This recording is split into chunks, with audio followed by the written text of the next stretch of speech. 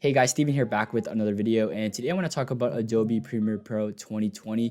It just released its new update and it has a new feature called auto-reframing, which is really helpful for any content creator out there if you're on more than one platform. So basically what it does, it auto-reframe stuff. So it, for example, if you have a YouTube video and you want to post it on your Instagram story and you want to kind of reformat it so that it fits an Instagram story like this way, what it does is it does it for you basically. Usually you would have to crop the video in order to like make it bigger and stuff like that. They do that all for you. So all you have to do is what I'm going to show you in this video. So if you guys enjoyed this video, hit the thumbs up button and let's get straight into it.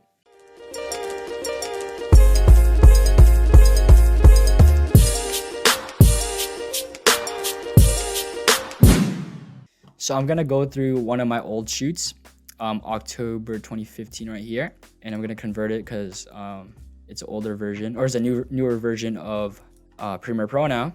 So there's two things you can do with this. You can either do it to an entire sequence or you can do it to an individual clip. So usually sequence would be better because you already finished the video. So for example, so you want to right click above new sequence from clip. There's going to be a new thing right here, auto reframe sequence. And now you just want to select the aspect ratio. So this is Instagram story or TikTok or whatever you want to use it for. 16:9. A square is a square. And then 4:5 is like a vertical Instagram post. So usually I would turn it into an Instagram story. So I'm gonna just do that, 16:9, and it gives you the option to nest them or not. I'm gonna not nest them.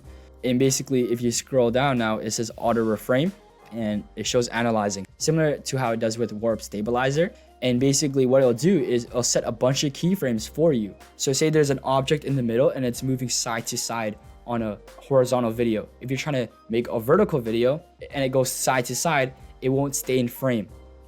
What it will do in Adobe Premiere Pro is automatically keyframe it so that motion, that main subject is in the middle or in frame. So it does all that auto detection by itself. Wow, you know, like technology is like evolving like real quick, you know. I just realized I reformatted it for the format it's already in. So we're gonna do this again and we're gonna go to auto reframe. I should have done 9:16, not 16:9, my bad. So we're gonna do this all over again. Now you can see, oh, it's done. Yo, that was quick. All right, so now you can see it's a vertical video. So let's press play. So you can see like the faces and stuff are in the middle right now.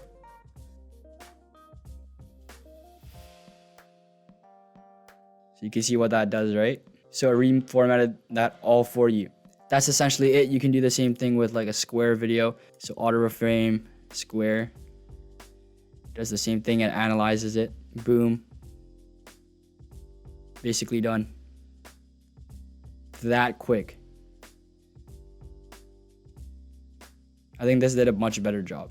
So you can see that's pretty accurate, to be honest. And you can see the keyframes right here. So take this one for example. If I were to delete the keyframes, she would be on the side, but they automatically did that by themselves. So even this one, let's delete it and see how it looks. So this one, let's delete it and see how it looks like. She's slightly on the side. That's pretty accurate to me. So now that I showed you how to do it with the sequence, I'm gonna show you how to do it with the individual clip. So it's basically the same thing. You wanna go to sequence settings and basically you're just gonna do it manually this time, like at least choosing the size. So I'm gonna do it for a story, 1080 by 1920. Like right there, she's on the side. Most of the part she's in the center, so that works out. We're just gonna auto reframe. Boom, it zooms in. And there you go, she's in the center. So you can see how that works. I'm gonna stretch out the clip a little bit so that we can do it again. Maybe to a point where she's not in the center. So let's reset it. So this is how it looks like. So that's a lot of movement. I'd be surprised if it does it well. So you can see how many keyframes that is. Usually you would have to do that by yourself. So she's in focus right now. And then there you go. I think it did a pretty good job. So yeah, that's a new feature. I could see it being helpful for the content creators or anyone who posts frequently on stories and TikTok and stuff like that. But yeah, hopefully you guys enjoy this video. Hopefully it helped you out. My name is Steven, and I'll see you in the next one.